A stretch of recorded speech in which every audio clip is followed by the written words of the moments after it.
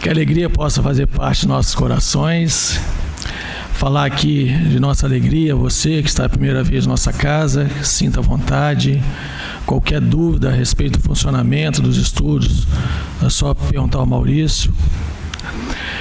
E para iniciarmos, nós vamos fazer a leitura da folha que nós recebemos na entrada, que tem como título Tua Conduta. Fala assim para a gente: onde estejas, encontram-se tesouros inimagináveis aguardando as tuas mãos ativas. Na terra generosa dorme uma rica seara. No córrego cantante encontra-se uma usina em potencial.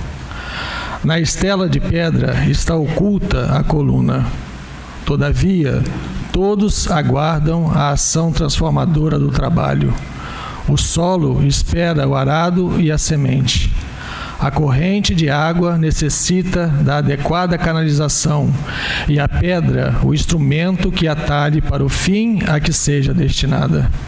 Assim, o ser espiritual que traz presente a divindade e aguarda se desfaçam os impedimentos para que estude exuberante.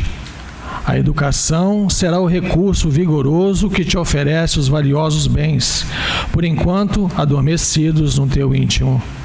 O cérebro, necessariamente iluminado pelo conhecimento, fará que se apresente a inspiração e o verbo, a técnica e o pensamento robusto para o milagre das transformações que deves operar. O coração sublimado refreará a torrente de paixões, abrindo espaços para os sentimentos de elevação a exteriorizar-se na tua conduta, modelo e demonstração do que conduzes intimamente. A dor e o trabalho sejam considerados os maravilhosos cooperadores do teu crescimento. A bondade e o amor constituam-te os operadores da tua renovação, a fim de que, em todos os momentos, a tua conduta reflita os teus ideais e eles sejam a tua vida, em nome do bem incessante que fulge à frente e desejas repartir com toda a humanidade, que aprendes a amar e desejas servir desde agora. Uma mensagem de Joana de Ângeles, do livro Filho de Deus, psicografia de Divaldo Franco. Agora vamos elevar nosso pensamento, fazer nossa oração. Querido Jesus, benfeitores espirituais aqui presente, Dr. Erma, nosso irmão, amigo e companheiro de todas as horas, queremos agradecer, Senhor, por esta casa que está sempre de portas abertas a nos receber. Essa casa que nos fortalece, nos ensina e nos incentiva à prática do bem maior. Que possamos estar atentos à palavra amiga dessa tarde que nos trará o nosso querido irmão Sileno. Que possamos não só ficarmos no conhecimento e no entendimento, nos esforcemos a praticar em nossa vida social, familiar e em todos os momentos. Que o Senhor possa envolver a cada irmão aqui presente nos dois planos da vida. E, Senhor, pedimos em Teu nome e, acima de tudo, em nome de Deus, nosso Pai, permissão para iniciarmos mais um trabalho dessa tarde e noite. Que assim seja. E lembrando a gentileza de desligar os celulares, por favor, para não interferir na nossa atenção e concentração.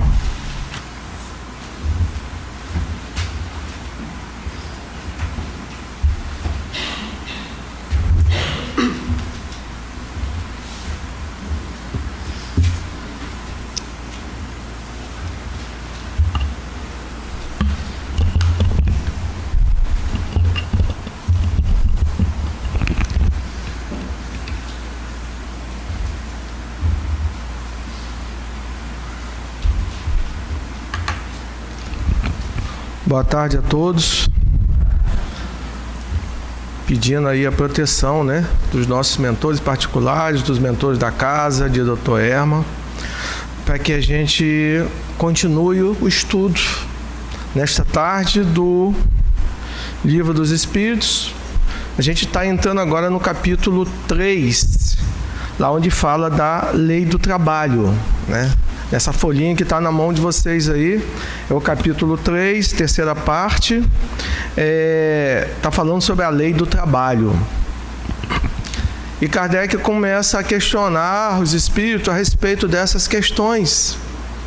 E qual a ligação entre o trabalho humano, o trabalho espiritual, quais são as necessidades de trabalho, né?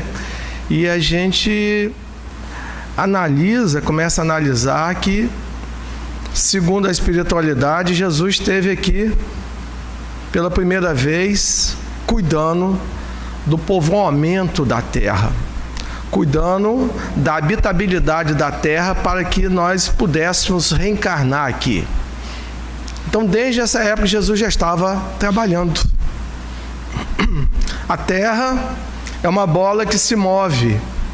Então, ela tem forças centrífugas que a mantêm em movimento. Rotação e translação. Então, Jesus trabalha. A terra trabalha, o solo espera a semeadura nossa para que ele possa produzir. Então a gente começa a refletir que nada está parado no universo, né? O trabalho é uma necessidade do espírito e também do corpo. Eles colocam para a gente aqui, né? E esse trabalho, desde que o homem é homem, ele tem a noção dessa necessidade. Desde a época feudal, lá do homem das cavernas, existia a necessidade de trabalho para sobrevivência. Só que os estilos foram mudando com o tempo. Lá atrás, na época das cavernas, ou na pré-história, ou no começo da história do homem moderno, o trabalho era um trabalho artesão. O homem era um artesão. O pai aprendia, passava para o seu filho. E ele ia movimentando aquela sociedade onde ele vivia. Naquela época não existia comunicação, não existia transporte, não existia nada. Então as comunidades se bastavam, né? Então esse homem artesão sobreviveu por 16 séculos aqui no nosso planeta. Esse homem, ele vivia como vive hoje os índios, como vivem as pessoas nas sociedades mais distantes da civilização. Ele vivia da caça e da pesca. Não existia comunicação, não existia transporte, não existia informação. As comunidades se bastavam. Não existia dinheiro nessa época. Existia um negócio chamado escambo, que era troca. Se eu conseguia plantar e colher alguma coisa, eu trocava com outro que ia lá e pescava. Então a gente chamava isso de escambo. Escambo. Nessa época surgiu uma figura importante na nossa civilização, que foi o quê? A gente delegar para alguém o cuidado com os nossos filhos. Surgiu a figura do padrinho. Por que o padrinho era importante nessa época? Porque as pessoas viviam até 30 anos. A média de vida na sociedade feudal e no início, 30 anos de média de vida. Quem não conhece ainda hoje alguém que vive isolado? Quem não conhece ainda alguma sociedade que está isolada do mundo? Quem for fazer um estágio lá na Amazônia, ou quem for fazer um trabalho lá com aquelas tribos, vai perceber o que é uma sociedade feudal. O que é uma sociedade isolada, né? Onde você habita através da solidariedade. Já é uma visão solidária da vida.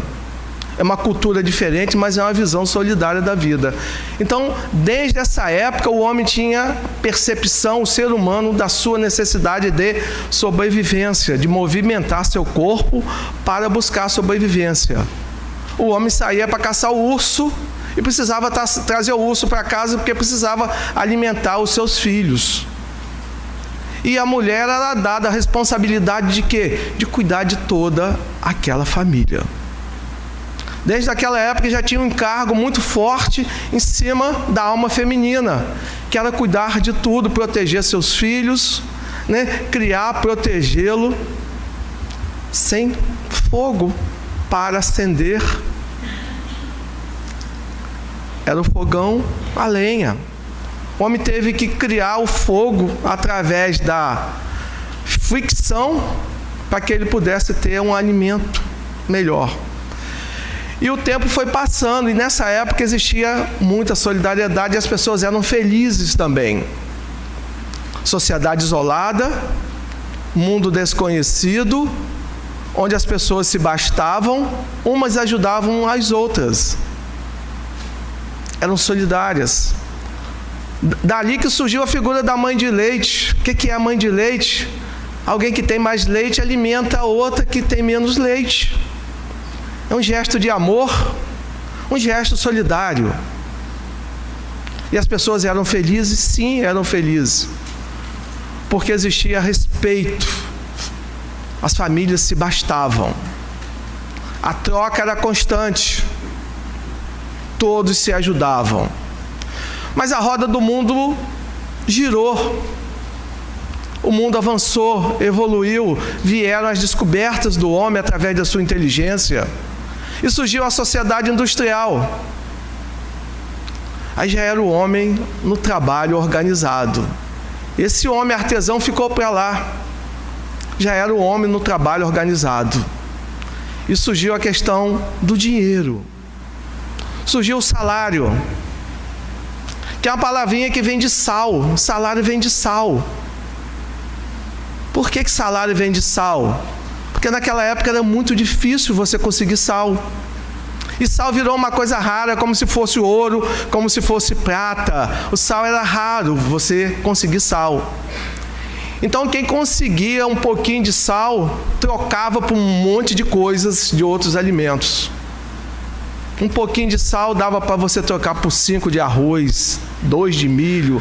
Ou seja, então o salário veio de sal e surgiu o salário. E acabou a época da troca e passou a época da moeda. Começamos a movimentar a moeda. E aí surgiu o quê? O trabalho organizado. Esse trabalho organizado, como nós conhecemos hoje, só tem 200 anos, 200 e poucos anos. Trabalho onde você tem leis que regulam para não tornar o trabalho escravo. São leis em cada país que regulam essa questão. E o tempo foi passando. E esse trabalho na sociedade industrial chegou até hoje de uma forma muito diferente. Nós estamos hoje na sociedade do consumo, onde tudo é feito para que a gente consuma cada vez mais. Então o trabalho na primeira sociedade, que era uma troca, não existia sobra, mas não existia falta, porque existia fartura de material, farturas de peixe, tinha muitas águas, você pescava muito, se caçava muito, tinham animais, ou seja, as pessoas conseguiam a sua sobrevivência. E aí nós avançamos hoje para a sociedade do consumo, onde somos obrigados a trabalhar cada vez mais, para consumir cada vez mais, para nos endividarmos cada vez mais, porque colocam para a gente o quê? Tudo que a gente existe, tudo que existe em nós, está velho. Essa é a ideia. Então, o que eu tenho hoje, alguém já me diz assim, já está velho, você precisa comprar um novo. Se você tem um celular, você precisa comprar um melhor. Se você tem uma roupa, comprar outra de marca melhor. Se você tem uma TV na sua casa, você tem que comprar outra melhor. Então, dentro dessa sociedade do consumo que nos colocaram hoje, o trabalho praticamente é uma coisa escrava, porque a gente trabalha só para consumir. E o problema não é consumir quando você tem, o problema é você se endividar o tempo todo. É a história do cobertor curto. Você está sempre tapando a cabeça e destapando os seus pés. E essa questão não acaba nunca. Nunca isso acaba. Então a sociedade do consumo trouxe para a gente que nada é durável. Tudo é modificável. E nós embarcamos nessa carona que até os relacionamentos hoje são experimentais. Não são mais duráveis como era nas sociedades. Que se tinha um relacionamento único para toda a vida, aquela vontade de viver. O homem para cuidar do seu clã, da sua família, e a mulher esperando a proteção daquele ser, daquele companheiro, para toda a vida. Porque eram pessoas que tinham uma missão específica. Os meus filhos eu vou cuidar enquanto eu viver. E cada filho tinha um padrinho. Olha só, padrinho, cuida dele se eu morrer antes. Encaminhe. Hoje em dia, padrinho é uma figura decorativa. É apenas um ritual, uma formalidade. Não tem mais a visão que tinha antes. Então, nessa sociedade hoje do consumo, e eles começam a colocar para a gente aqui, de que hoje nós vivemos para... Então o trabalho virou um trabalho escravo, porque a gente trabalha para consumir o tempo todo, e consumir aquilo que não temos. Sexta-feira tivemos um movimento aí de compras e de consumo, onde as filas eram enormes. Quem não tinha paciência para a fila, não deu para ficar lá. Não deu para ficar lá, né? E aí eu pensei assim, vai dar um dia comum, vou dar uma passadinha lá para ver, porque eu também sou consumista. Vou lá, vou ver o que eu preciso, que eu posso comprar lá. Aí cheguei lá, a fila estava dobrando as lojas. Aí eu ainda apelei um pouquinho, depois de 60 anos não tem fila específica, não, hoje não tem não, hoje é todo mundo numa fila só. Vou embora, não dá para ficar aqui. Então nós somos guiados pela mídia, pelo marketing, para consumir. E dentro desse consumo a gente se perde, né? Então eles colocam para a gente aqui essa nossa necessidade da compra por impulso.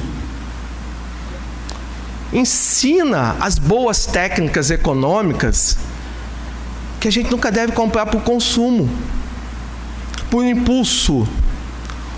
Geralmente a compra por impulso depois a gente descarta, não quer mais, mas já comprou. Ensina as boas técnicas econômicas que a gente nunca deve ir ao supermercado quando está com fome, porque a gente compra muito mais.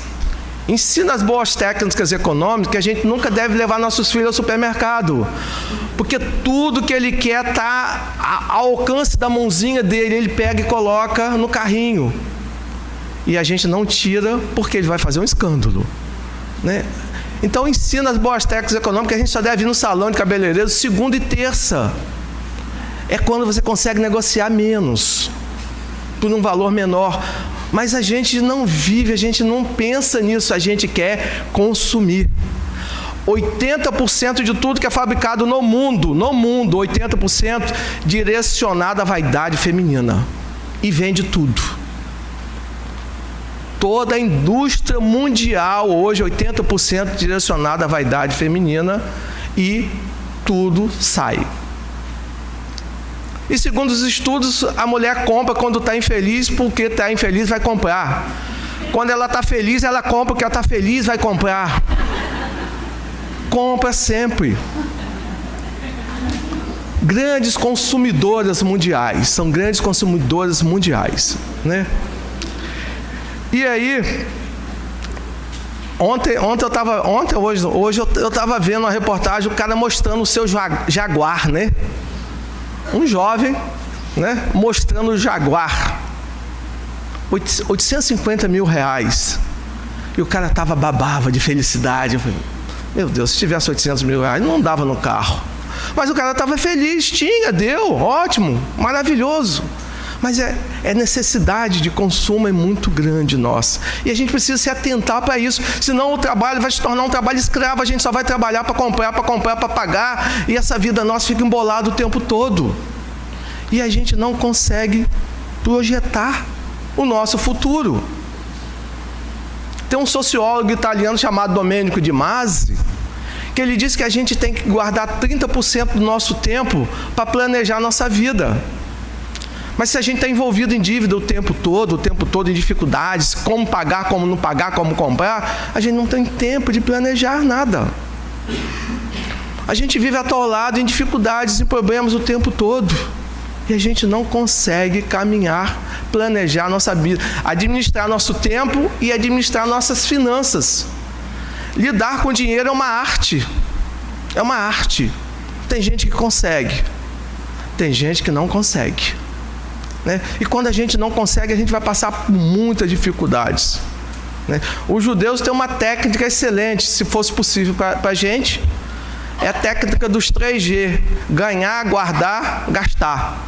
Ou seja, equilibrar as suas receitas com as suas despesas, né? E não você ir além daquilo que você não pode. Mas não é o que acontece nessa sociedade que a gente vive, chamada sociedade de consumo, onde o consumo está em alta em todas as situações. Tudo que existe hoje, tudo que a gente tem, já tem alguém preparado para dizer para a gente que está envelhecido, que não serve mais. A moda é cíclica. A calça pantalona de hoje é a mesma do verão passado, mas hoje ela está fora de moda. Amanhã ela volta a mesma calça pantalona que era lá atrás. Mas se todo mundo usa um outro tipo e eu uso diferente, o diferente sou eu. Eu fico sem graça, então vou lá comprar. E aí a gente percebe essa questão aí, né? Na questão 674, então, analisando a questão 674, Kardec pergunta se a necessidade do trabalho é lei da natureza.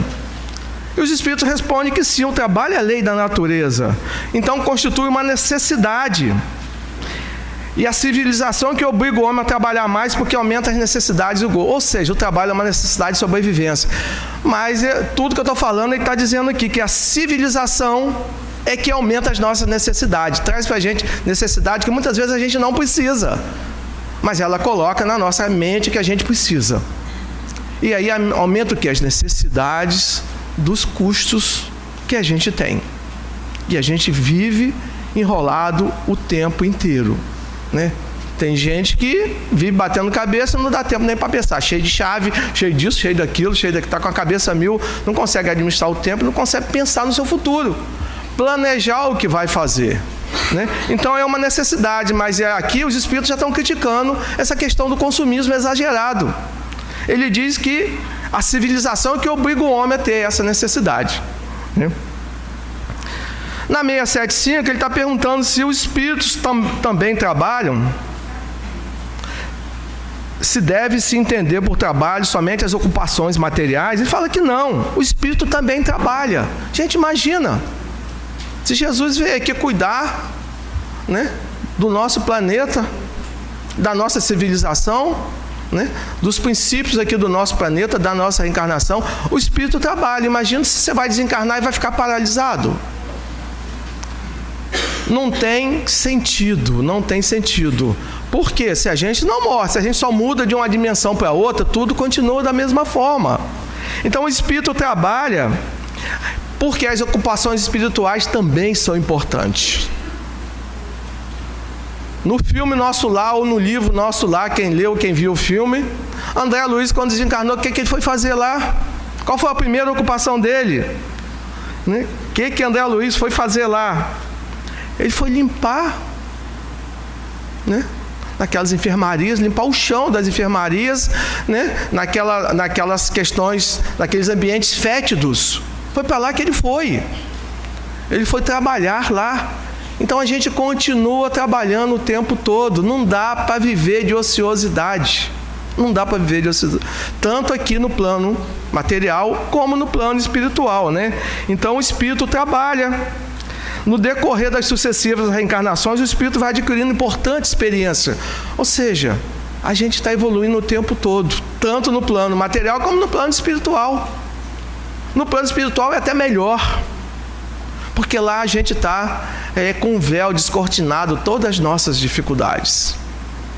Aqui a gente sofisma, aqui a gente pode mentir, aqui a gente pode enganar.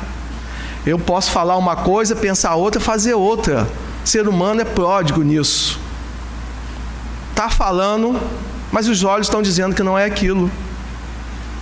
ainda mais o coração, ainda mais a consciência.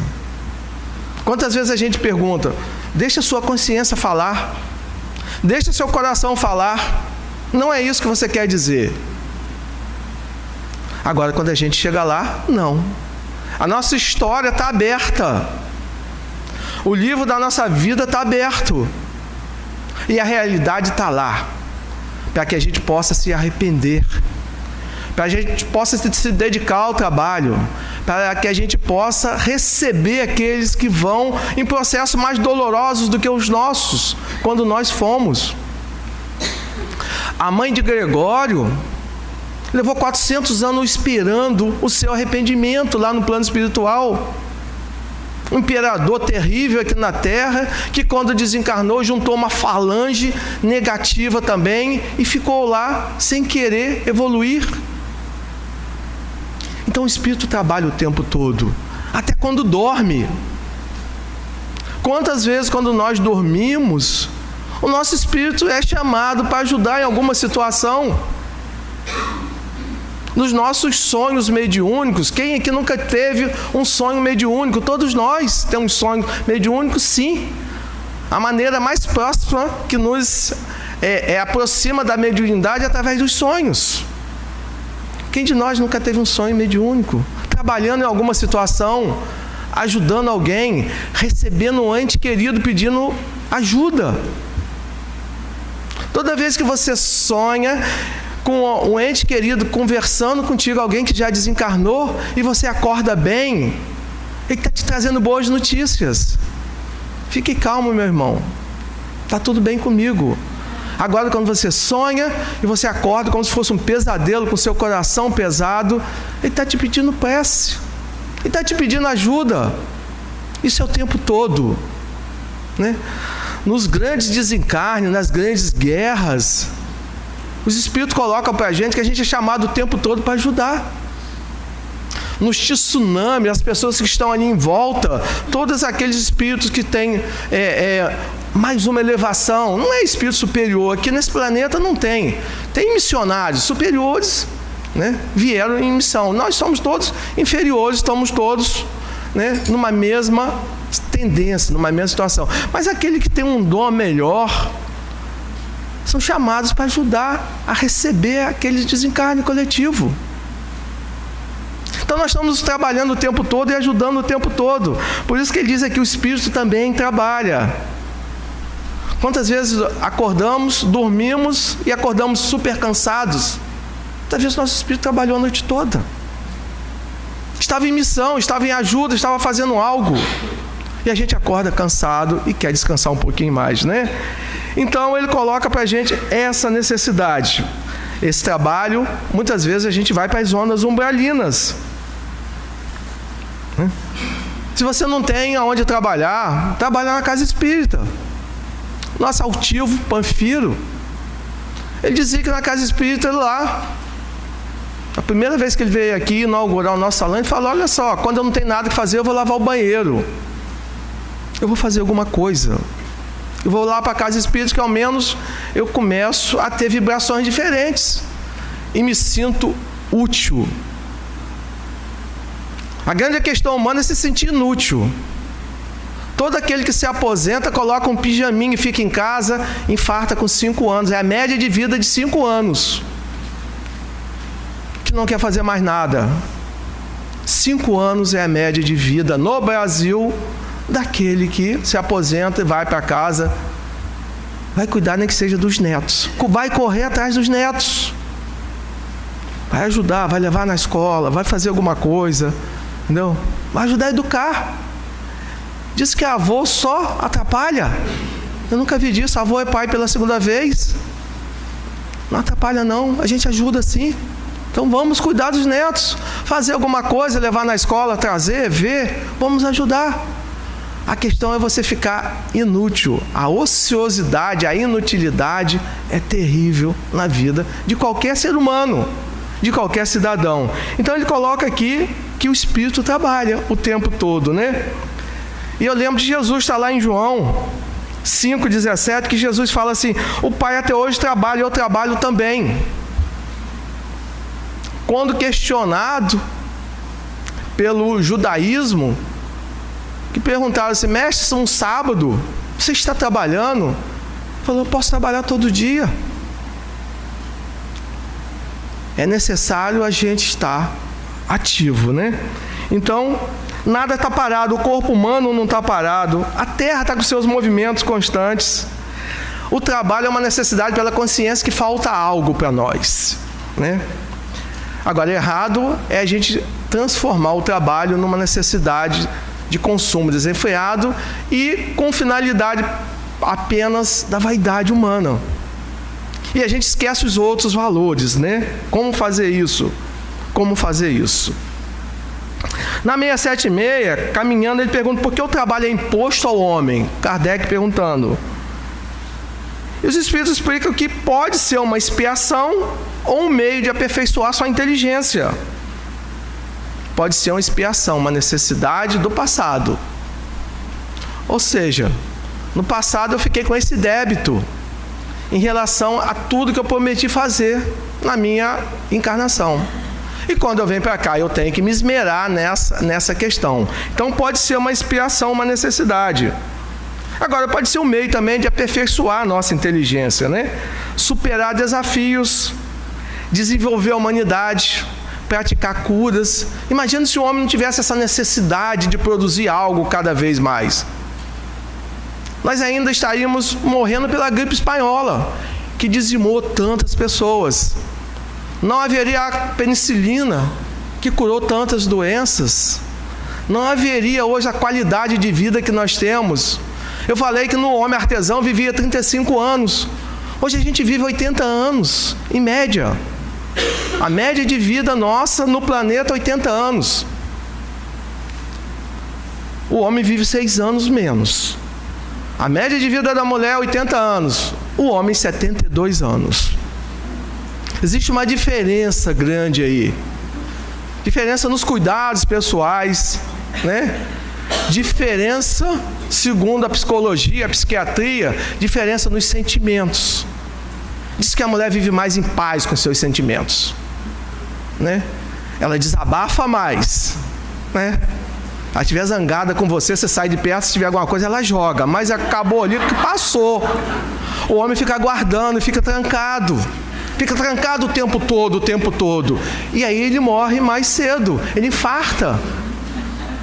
Está uma crise de infarto aí de 45 a 60 anos, principalmente nos homens. Então a mulher vive, então é uma boa notícia para as mulheres, vão viver mais. A má notícia qual é? Vão ficar viúva mais cedo, né? Mas é uma realidade do nosso planeta. É uma realidade hoje, é uma verdade de pesquisa. Não é verdade que alguém está falando, é uma realidade de pesquisa, né? Então é necessário que a gente trabalhe essas questões aí. Então, por exemplo, novos medicamentos poderosos que estão aí. A minha vovozinha lá no interior, com 50 anos, era uma vovozinha. Era minha vovó. Os medicamentos, a qualidade de vida, tudo de novidade que o homem foi criando, acabou com as nossas vovós. Você olha uma senhora de 80 anos, é uma poderosa, não tem nada de vovozinha ali. Está com toda a qualidade de vida. Acabaram com a vovozinha. Eu tive a minha vovó, os meus netos não vão ter. Acabaram com as vovó. Porque não existe mais ninguém. 70 anos hoje, aquela atriz da Globo, Suzana Vieira, você acha que tem 75 anos? Parece que tem 35, 40 anos. A mãe e a filha andam junto, parecem irmãs. Você não vê mais isso. Ou seja, a evolução do homem criando poderosos medicamentos, novas formas de vida, trazendo mais qualidade de vida para todos. Então, imagina se o homem não se atrelasse a essas condições, né? No século passado, nós amanhecemos no lombo do burro. Quando o século terminou, o homem estava na lua. Olha só que evolução fantástica. Hoje em dia tem um negócio chamado criogenia. As pessoas estão sendo congeladas quando estão em processos terminais de vida, para se descongelarem quando aquela doença tiver aparecido uma cura. Já temos mais de 200 corpos congelados lá nos Estados Unidos. Congelados esperando a cura. Aí as pessoas me perguntam assim, Sileno, e o espírito? Não sei. Vamos fazer uma pergunta aí para ver como é que fica o espírito nesse intervalo. Eu não sei. Mas é uma realidade. As pessoas estão semi-mortas, congeladas. É uma realidade técnica, científica, né? Científica, né? Então a inteligência humana continua dessa forma, né? O homem já está colonizando Marte. Olha só que avanço. Colonizando Marte. Já temos uma nave pronta para ir para Marte, para colonizar Marte.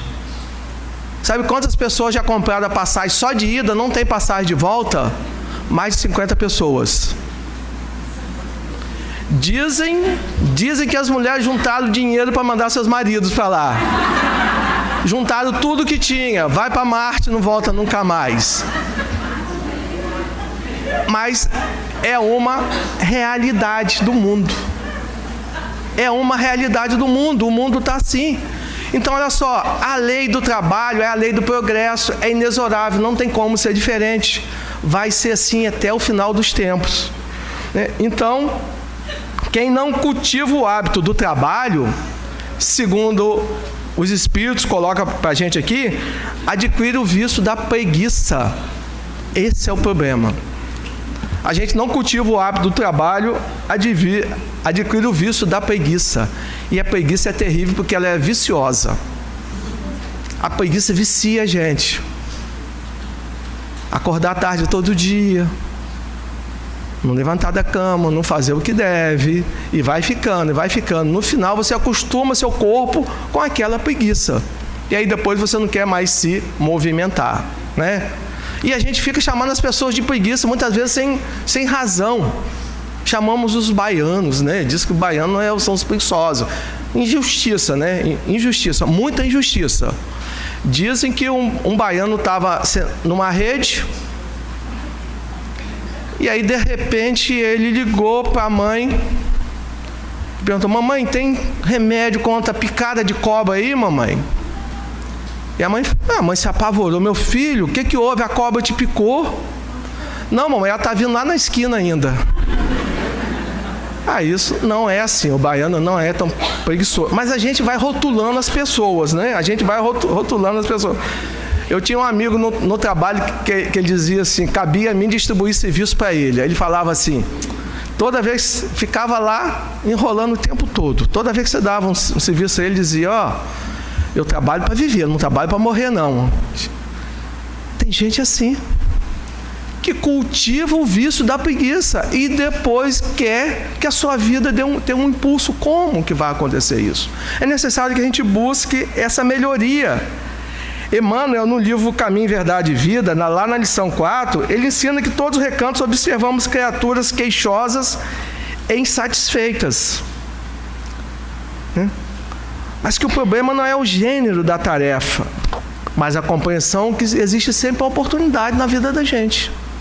Então é necessário agarrar com unhas e dentes as oportunidades que surgem, porque são necessidades que a gente tem, né?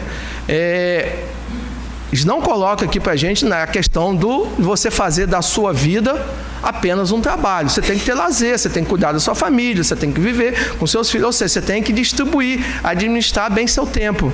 Mas você não pode viver olhando para o céu e reclamando, porque nada vai cair do céu para a gente. Trabalho é lei da natureza, a gente vai ter que se ater a essa questão.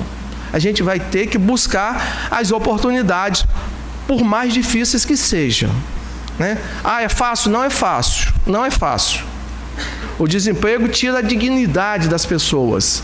A falta de oportunidade tira a dignidade das pessoas. Leva a processos psicossomáticos. Leva a processos autodestrutivos. Sim. Mas a gente precisa perceber que a gente precisa encontrar alguns caminhos na vida da gente. De alguma forma a gente precisa encontrar alguns caminhos, né? Ele continua perguntando, e os animais? E os Espíritos colocam para a gente que os animais também trabalham. Só que diferente do humano, o animal tem inteligência fragmentada. Ele vive para a sua conservação. Ele vive para proteger os seus e manter a espécie. O homem vive para o progresso da humanidade, é diferente. Inclusive proteger os animais. A nossa missão é o progresso da humanidade, mas é proteger também os animais.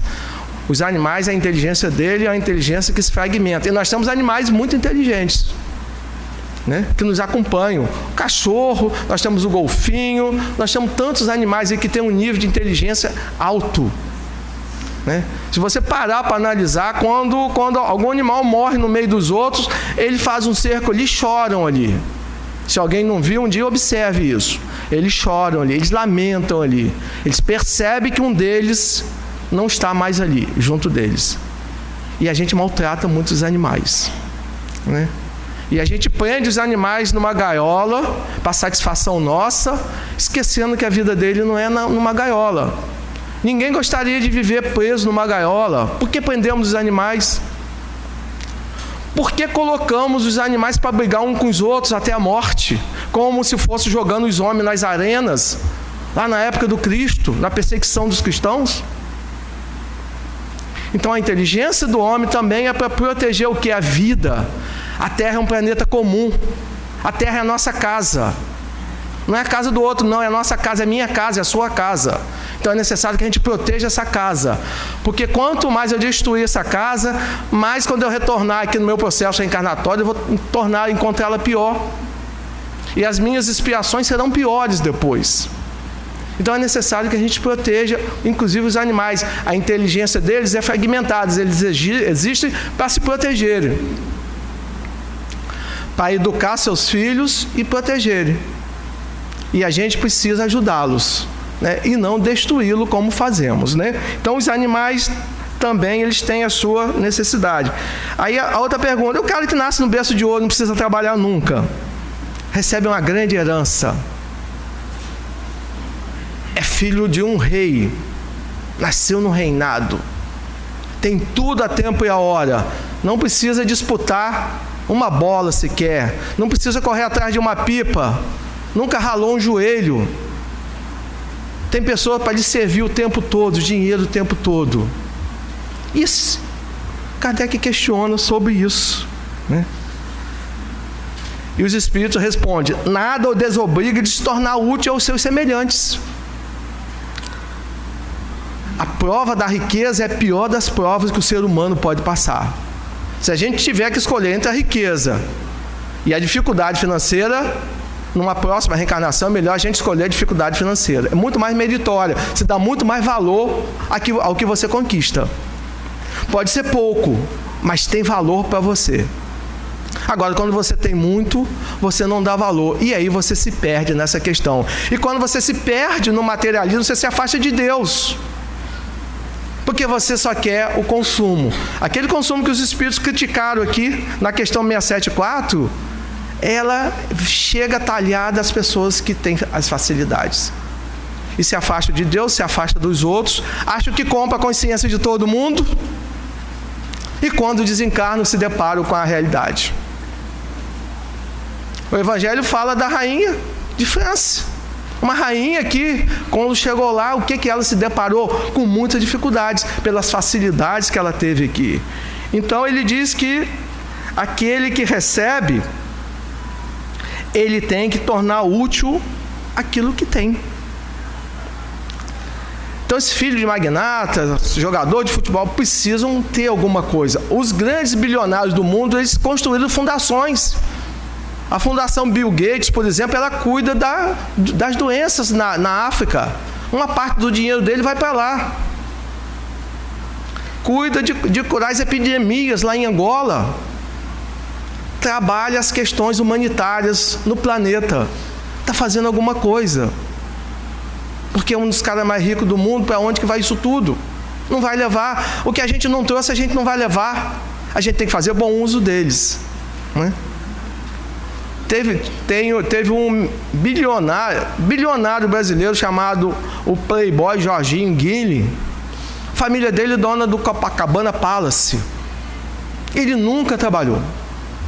Nunca precisou trabalhar, nasceu em berço de ouro. Um belo dia, sua família, toda ela voltou ao plano espiritual e ele ficou com aquela herança. Mas ele não queria gerenciar aquele negócio. Eu gerenciar o Copacabana Palace? Não quero esse trabalho. Sou um playboy, vivo no mundo o tempo todo. Vou vender o Copacabana Palace e vou programar meu dinheiro para eu viver até 80 anos. Só que ele viveu até 85. O dinheiro acabou com os 80 anos. No final da vida dele, ele teve que morar com um garçom lá do Copacabana Palace. Se quis ter uma certa qualidade de vida, né? Então tem que tornar útil o tempo todo, porque se você ajuda, o céu te ajuda. Deus te ajudará. E é necessário que a gente tenha essa noção, né? Então, o limite do trabalho, aí ele entra no limite do trabalho. O limite do trabalho é o limite das nossas forças. O forte deve trabalhar pelo fraco, ou seja, ele diz que isso é caridade. O forte trabalha pelo fraco. Os filhos pelos pais, já que os pais trabalharam pelos filhos antes. Não tendo família, é dever do Estado amparar as pessoas na velhice. Aí reside a lei da caridade. É um cuidando dos outros aqui, dentro das necessidades. E na 684 ele disse que condenava a exploração do mais forte pelo frágil, ou seja, o poder dominante pelo dominado. O trabalho infantil tem que ser protegido. A lei diz que a criança só pode trabalhar como menor aprendiz depois de 14 anos. Se você for lá em Goiás, naquelas minas de carvão, a criança trabalha desde 7 anos, 6 anos, 7 anos, está lá trabalhando. Adquirindo doenças pulmonares o tempo todo. A princesa Isabel acabou com a escravidão aqui no nosso país. Será que acabou mesmo? Ela foi um espírito maravilhoso. Assinou a lei. Mas adianta você assinar a lei se o escravo, analfabeto, não tinha onde morar, não tinha o que comer, não tinha para onde ir. O que aconteceu? Continuou escravo. Quando você quer libertar alguém, tirar da escravidão, você dá liberdade. As pessoas só são livres quando têm liberdade de ir e vir. E a escravidão não é só lá, não. A escravidão é no lar, muitas vezes, é na família, é nas dependências emocionais que nós temos. Muitas vezes eu sou escravo porque eu sou dependente emocional de alguém pro resto da minha vida. Essa dependência não acabou. E eu fico ali o tempo todo preso. Então nós precisamos também ter liberdade nas nossas dependências emocionais, porque senão a gente vai se tornar escravo.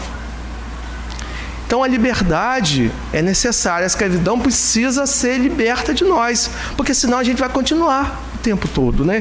Então ele fala para a gente que é condenável essa exploração de um pelo outro, através do poder econômico, através do mandonismo, do autoritarismo, das necessidades, tudo isso são necessários, né?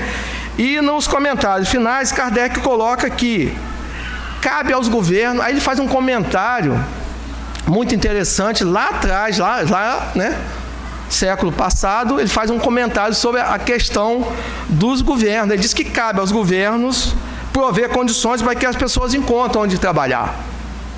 Que muitas vezes você tem capacidade, não tem espaço, não tem aonde.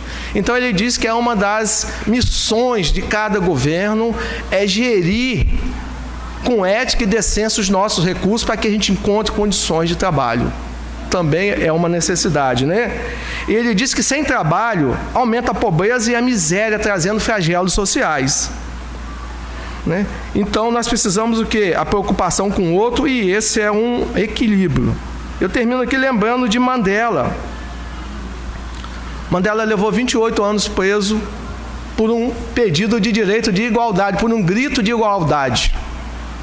Ele queria igualdade e oportunidade iguais para todos lá na África do Sul.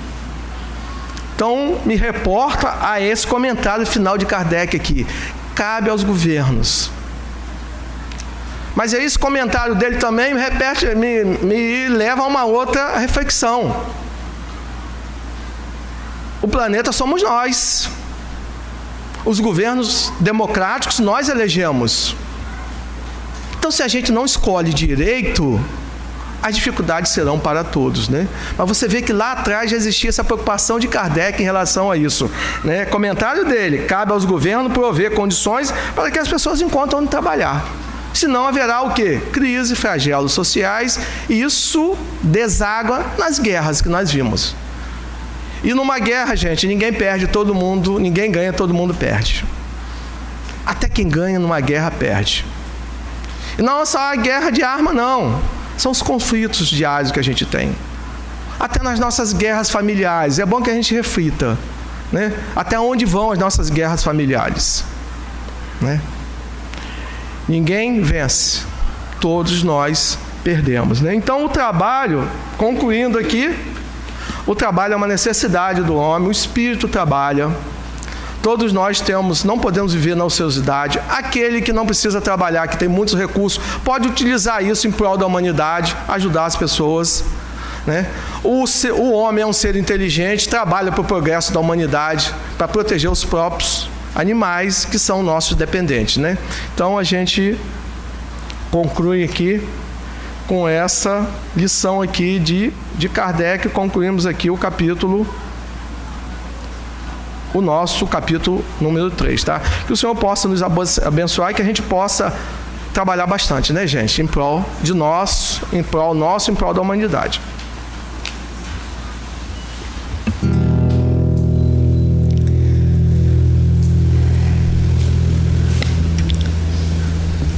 Que Jesus nos abençoe, fortalecendo os nossos corações,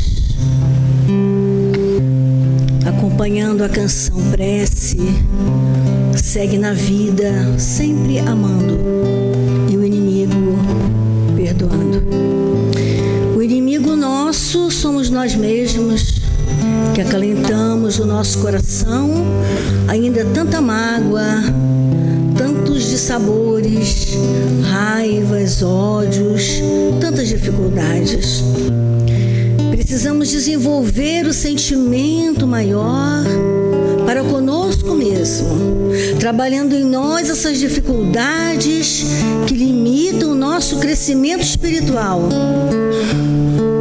para que possamos ter um olhar superior de vida, identificando o amor imenso de Jesus a envolver a todos nós, dando-nos a oportunidade de recomeçar, de viver com mais equilíbrio, no novo plantio, no novo momento, como trabalhadores da seara bendita, que nos dá a oportunidade de aparar as arestas, de recomeçar, de trabalhar, de repor aquilo que tiramos do lugar, compreendendo uns aos outros, unificando o amor de Jesus. É de grande importância essa reparação, é de grande importância esse reconhecimento, seguir na vida sempre amando e ao inimigo perdoando. A partir do momento que conhecemos a nós mesmos, as dificuldades que trazemos, nós vamos também liberando recursos melhores para o nosso convívio diuturno, na vida, na família, nos amigos, nos corações que conhecemos e que estão conosco diariamente na experiência terrena. Estamos em dezembro, mês do nascimento de Jesus. Jesus amor, Jesus equilíbrio, Jesus fraternidade, Jesus paz, Jesus que não é nosso irmão maior, mas que também exerce a função paterna, porque toma conta de todos nós. Que Ele nos ajude a estarmos fortalecidos para olhar a nós mesmos, identificando ainda tantas dificuldades, o coração tantas vezes endurecido em questões que já não cabem mais a nós, pelo conhecimento do Evangelho, pelo conhecimento da doutrina, pelo amor de dispensado a todos nós. Jesus que nasceu na manjedoura, Maria e José, fortalecidos um outro, juntos, para que o Mestre por excelência trouxesse para nós o exemplo forte da simplicidade da luta. Precisava nascer o Rei, mas as portas estavam dificultadas pelo homem, e ele mostrou que é na luta que se consegue. E José firme junto com Maria, e nasce o Mestre na manjedoura, trazendo para nós o equilíbrio do mundo e a luz do mundo. Que possamos identificar isso nesse mês lindo de dezembro, em que nós fomos passando pela reflexão do ano, o que fizemos da oportunidade, desses 11 meses, para que possamos agora colher um pouco do plantio desses meses vivenciados nesse ano de 2019. Possamos pensar seriamente como que anda os nossos sentimentos e as nossas emoções. Senhor Jesus, querido amigo e irmão maior, o Senhor que é a luz do mundo, o Senhor que é o mestre dos mestres, o médico dos médicos, o amor de todos nós, nos ajude a caminharmos com mais segurança e a estarmos fortalecidos para estarmos mais próximos dos companheiros e irmãos, nos lares desajustados, nos desalinhos familiares, nas dores próprias ainda da nossa convivência, para que estejamos mais serenos e mais harmonizados na nossa luta de aprendizado terreno. Nos ajude a olhar as dores como força poderosa, mostrando para nós o quanto estamos fortes, porque é na hora da dor que o Senhor está conosco. É na hora da dor que nós estamos mais fortalecidos para o testemunho. Entendendo todo esse amor imenso, nós vamos prosseguindo, Jesus, na certeza do Teu amparo, na certeza da Tua proteção, e entregando a nossa vida, os nossos amores, os nossos desafetos ainda também em Tuas mãos. Mas que nós possamos, nós que aqui nos encontramos, estarmos atentos às Tuas orientações, que vêm através dos Teus exemplos. Ajuda-nos, Senhor, na nossa cura. Ajuda-nos a ter um olhar de amor uns para com os outros, no respeito mútuo, convivendo no nosso lar, na sociedade como um todo. Que cada um nesta hora faça uma proposta a si próprio.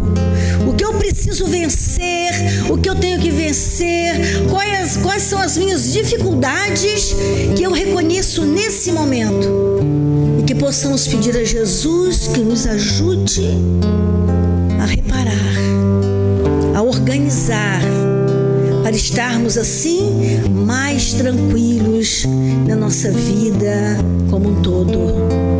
Que sejamos fortes nesse autoconhecimento, para que possamos assim, na leveza do amor de Jesus, nos fortalecermos e reconhecer a nossa parte, o nosso compromisso diante da encarnação.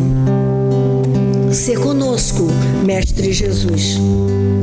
Abençoe a todos nós, Mestre querido. Fortalece os nossos pensamentos e as nossas emoções. Graças de um Deus de Jesus, de Maria. Graça a paz de que nesta hora envolve tudo vós me cheije.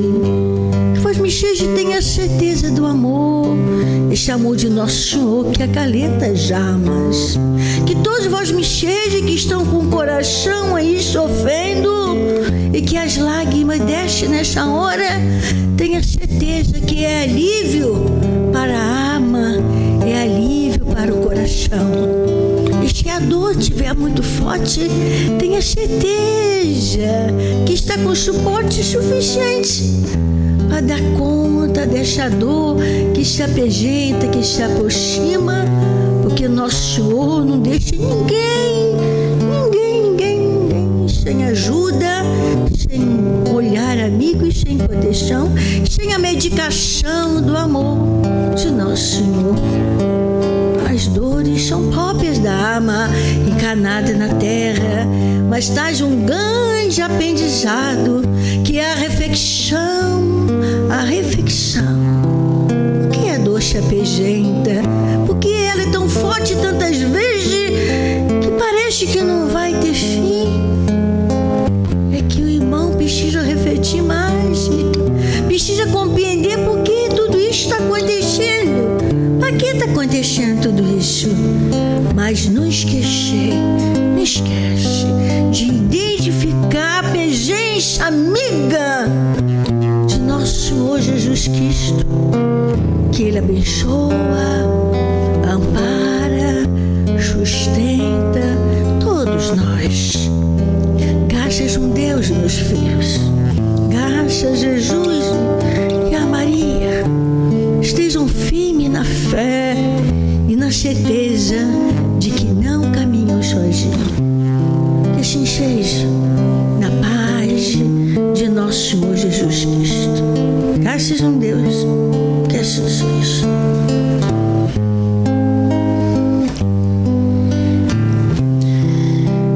Que Jesus então nos abençoe e que os médios façam outro passe.